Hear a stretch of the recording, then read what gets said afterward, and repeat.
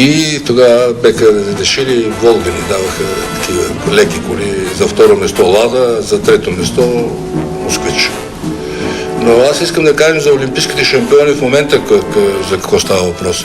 Аз говоря за едно 30-40 души олимпийски шампиони, които взимат 350 евро на месец, че е олимпийски шампион, докато всички бели държави взимат по 2000 евро.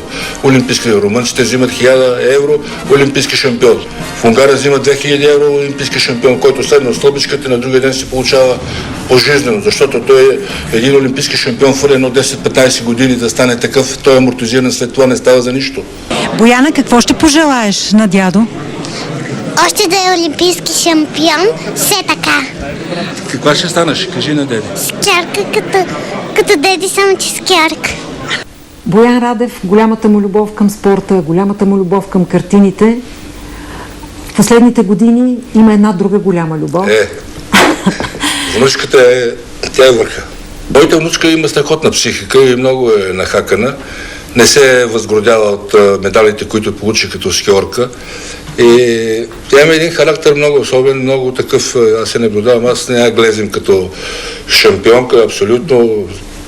Тя се вика, деди този път ще стана пак първа, вика, но ще си взема купата и медал, интервю няма да давам тя. Нали, тя е 6 години и половинка, обаче тя е много тракана, много щака главата. И много нахакана и много е силна. И дано един ден да имаме олимпийски шампион на сериозните дисциплини, тя кара гигантски слалом, да има и в тази област олимпийски шампион на моята фамилия по ски. Каква е формулата на успеха? Формулата на успеха е да си общ работник в живота. Да работиш, денонощно да работиш за това, което си се хванал. Трябва да си роб, инак не става нищо. Инак да си пиеш кафето по кафенетата с мадамите, с обечките, с късите панталони на колената, не става олимпийски шампион, не може да стане никой. Трудно ще им бъде.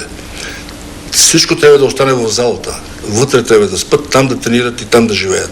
Искам да изкажа една благодарност на вашата телевизия. Тя винаги била към мен много точно. Да сте живи и здрави. На всички спортни журналисти с уважение и почет. Благодаря ви за всичко.